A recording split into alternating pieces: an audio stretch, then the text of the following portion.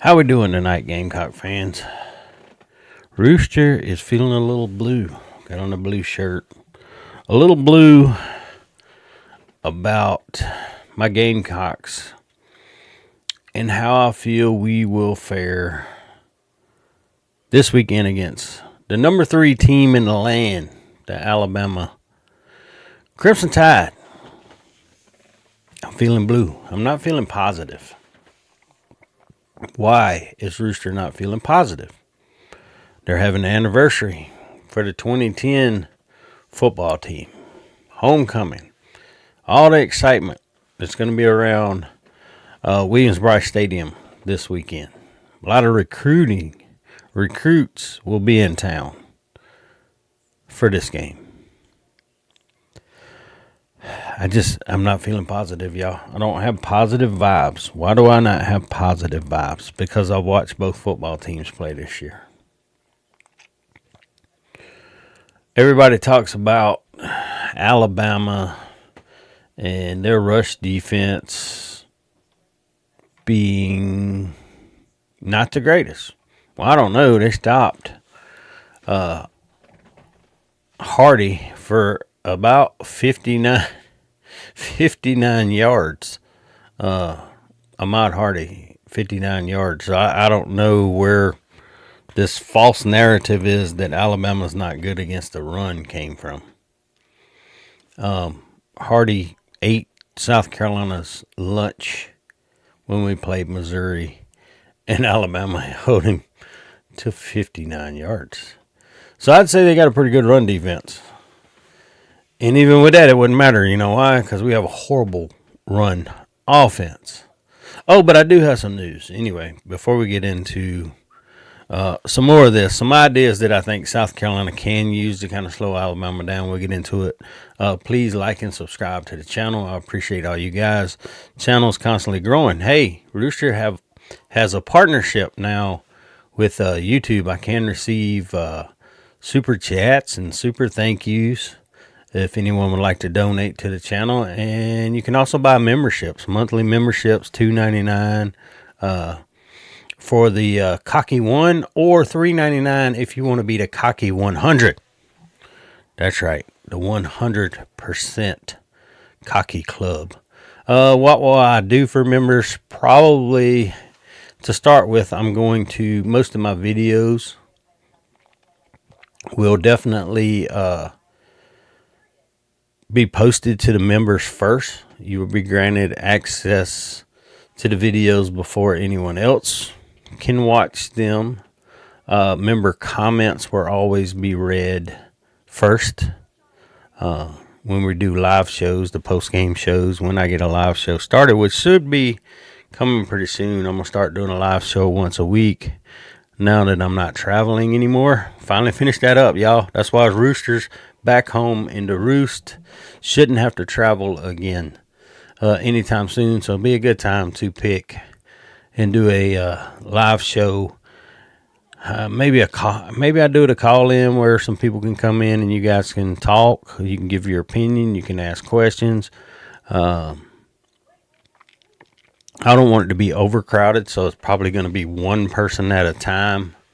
If you want to click in and talk about the Gamecocks or just football in general, college football in general, we'll talk a lot more different college football in the off season because you got to get your content in, right? Got to get your content in. Anyway, Rooster, you don't need to be all blue all the time. There's a lot of people out there thinking there's a chance, right? Because we think back to 2010. There's a chance South Carolina can upset a highly ranked Alabama. Happened in 2010. For those of a lot of people that didn't pay attention and know a lot about 2010 football team, pretty much had a gunslinger, Stephen Garcia at quarterback. That's not Lenore Sellers. Lenore is not a gunslinger, y'all. Spencer Rattler was more of a gunslinger than Lenore's. And took more chances when he threw the ball up and just kind of let his wide receivers go get it. I've seen Lenoris do that a few times, but he's more of a. I think Lenoris wants to know. I think he had so many turnovers last year that almost I think he holds the ball to the point he doesn't want to make a mistake and throw an interception. And sometimes that's a bad thing. But I also think they're still dropping him too much. I think you got to shorten his drops, get the ball out quicker. We talked about before Oklahoma game. And I said if you look at the Texas game and look at what Texas did against Oklahoma, Sarkisian has shortened his routes down for the wide receivers, made the quick passing game for Arch, and Arch could get quick passes out because OU plays soft. So there's opportunity if you can get the ball out quick. You got a little bit of space. If you make a guy miss, you get extra yards, the yards after the catch. Very important. South Carolina doesn't do that. And I don't know why. It should be a thing, but everybody does it to us. We just don't do it to them. We've known South Carolina plays soft and everybody catches the ball in front of us and they just chip away at us 5 yards at a time. We've not done that with our passing game. Every once in a while. I'd say the first drive against Virginia Tech and then the South Carolina State game, the last touchdown we had in that game, was kind of the chip away, and then hit a big play for a touchdown. But it's not come as often as we would like to see it. What's going to happen in this coaching thing, offensive coordinator, a lot of people are worried about the recruiting class, including myself. The more games you lose, the more other coaches are going to use that negative recruiting against you. And Beamer hasn't decided to make the switch away from Shula and just let the season go what it's going to be. So I don't know. We'll talk about that later, more down the road as the season progresses or regresses. Hell, I don't know. Whatever you want to call it. But Alabama scores 35 points a game. South Carolina can't score, 20? And that's with all the defensive and special teams. I mean, you're going to have those to stay in this game with Alabama. Now, I watched it. Alabama runs a spread offense, right? They'll put 4 wide receivers and go wide, and it spreads your defense out, and they'll run up the middle on that. And then sometimes they draw it all in. But their routes are up and out. Crossers with Jeremy Bernard, with Williams. The Horton kid's probably not the most highly recruited or I guess you would say popular of their wide receivers, but he's really one of the most dependable when it comes to catching balls. For Alabama. Ty Simpson, in the Heisman Trophy run. Yeah, I'm so confused on what South Carolina's trying to do. Now, Alabama's coming off winning four games versus ranked opponents. When I said South Carolina, when I made predictions, I said this could be a trap game for Alabama because of the 5-game stretch, and we were at the tail end of that. Unbeknown to me at the time that I made that prediction, I didn't realize we were going to be this awful.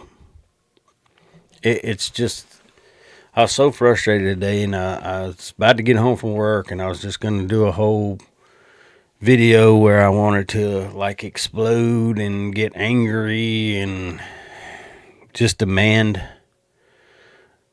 more out of this football team, but I don't think it even matters, man. It's almost now we're just sailing along.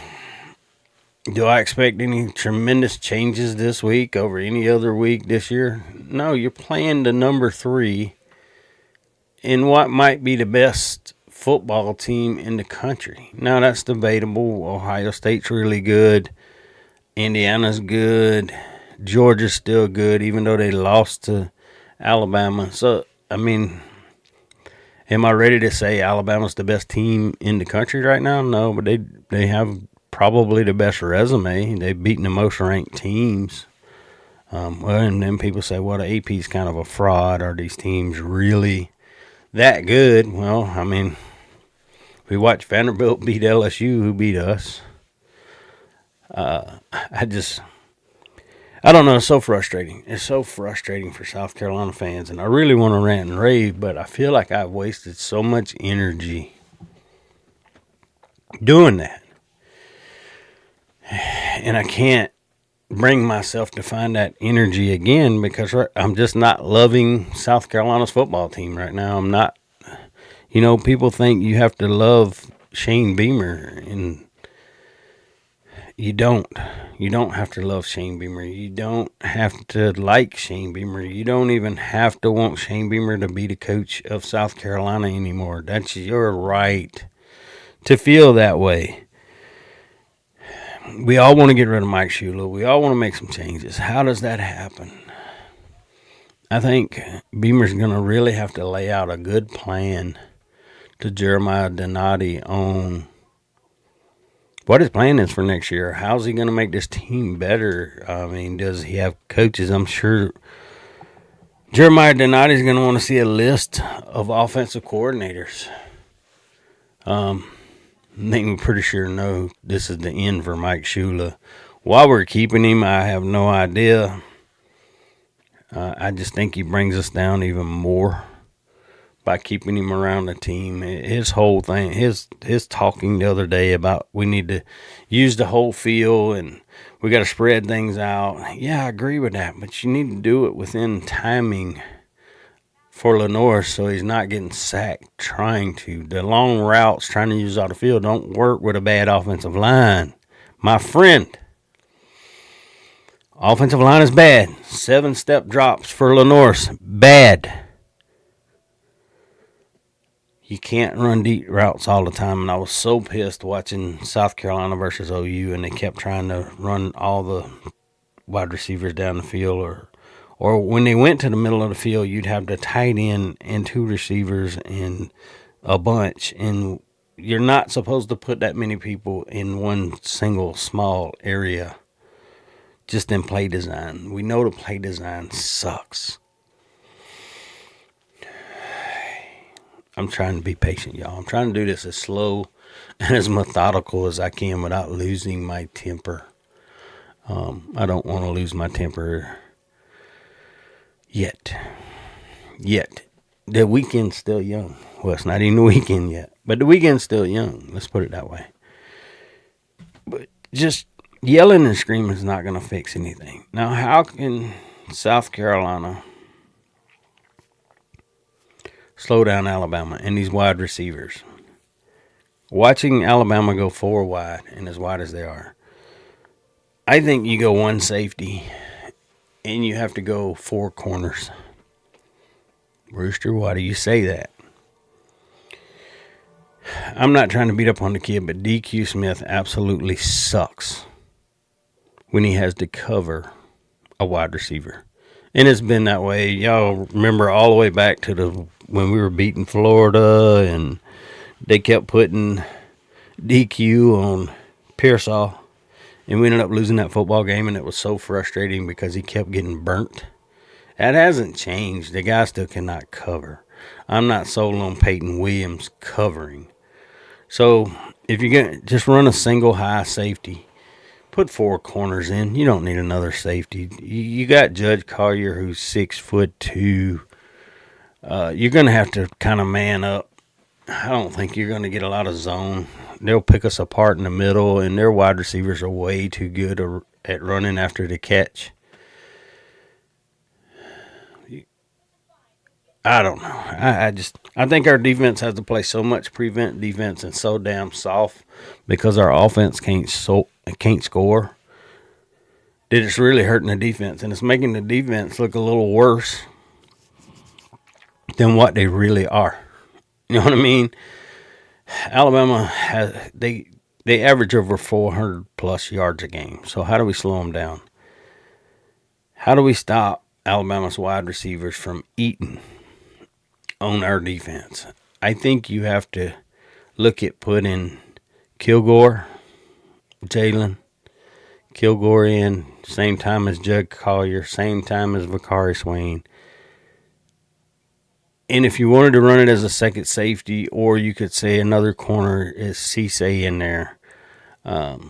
Maybe that's how you word it. Slide Cisse to safety, but he's a cover safety. Leave DQ or Peyton back to help run support. Play the middle of the field. But I think if you're going to do that, you put Gerald Kilgore back there because he seems more like the ball hawk guy. Maybe you put him back at safety and then run those four corners. Try to play some man. If you get cooked, you get cooked, but you gamble, you take a chance. What do we got to lose? I mean, honestly, what do we have to lose?